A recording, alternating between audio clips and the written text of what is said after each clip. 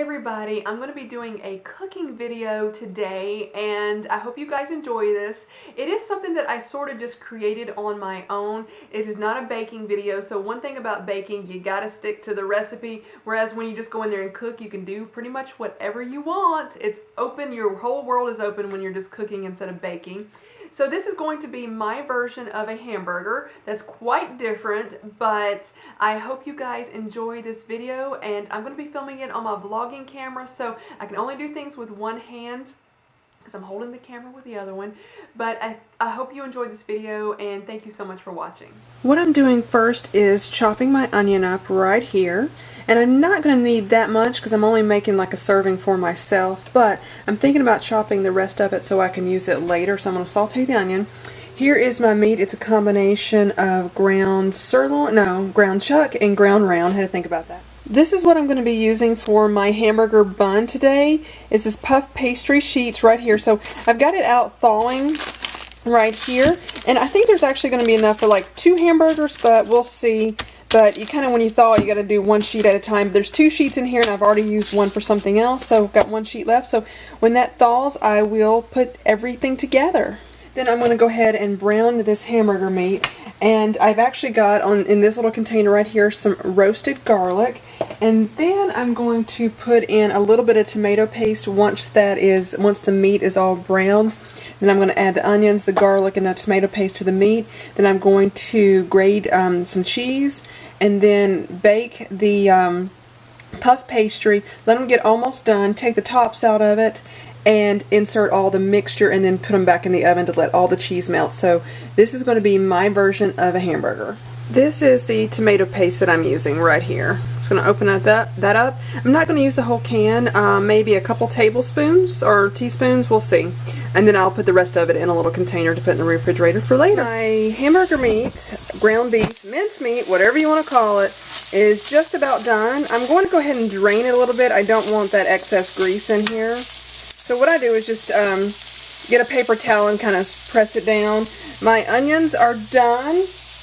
I went ahead and took the top off of that and got my garlic, and then I'm going to start grating some cheese in just a minute. I'm going to go ahead and add a spoonful of onions and maybe a little bit more. You just kind of have to gauge it and see what you like. Maybe a little bit more. And then I'm going to save the rest of these. So there's that. Then I got a little bit of my garlic paste right here. Oh, is that in focus? I don't know. Not too much of the garlic. You don't want to go crazy. Now I'm going to add my tomato paste. My mind went blank. Let's mix this up and see how this is going to look. Okay, I'm going to do this with 2 hands, so I'll be right back. This is what the mixture looks like now. I did add a little bit of kosher salt because I went ahead and tasted it. You should always taste it to see how it tastes, to see if you need to add any other seasonings. Then this is the cheese that I'm going to be grating right here. I just got it at Publix, and then I'm going to add a little bit of Parmesan to it. The puff pastry is pretty much thawed by this point, so that's what it looks like. I put a little bit of olive oil down in the pan. I'm going to add the meat mixture to it, and then I'm going to put my cheese on it. I think my eyes may have been bigger than my stomach because I'm just making this for myself, but it looks like it's going to be enough for 2 people.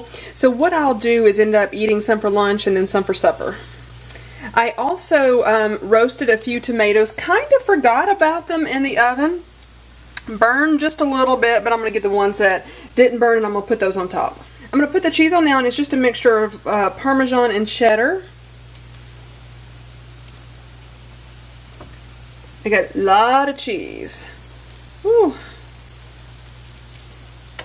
So what I'm going to do at that point is just fold this over after I put the tomatoes on. Fold that over and squish it down. As you can see, the tomatoes didn't fare so well, but you don't have to put those on there. But I'm trying to make this like a hamburger that just looks different. And then if you want to add anything like ketchup, mustard, mayo later, do that after you cook it.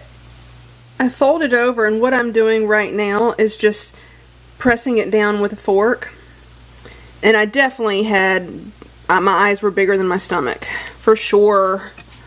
And this kind of looks like a calzone too, I think. But I was going for a hamburger. Let me get over here. And I did put a little bit of olive oil in this pan first. Whoops, that one doesn't want to stay. Just to keep it from sticking. So I'm going to poke this just a little bit right in the center so the steam can escape and it won't, it's going to, since it's puff pastry, it is going to puff up, but this will help letting the steam escape. Oh my word, this is ginormous. I didn't mean for it to be this big. It's definitely for 2 or 3 people, not 1, so I will be eating this later. I just got it out of the oven, and I will admit it's not the most attractive food I've ever seen, but I think it's going to taste pretty good.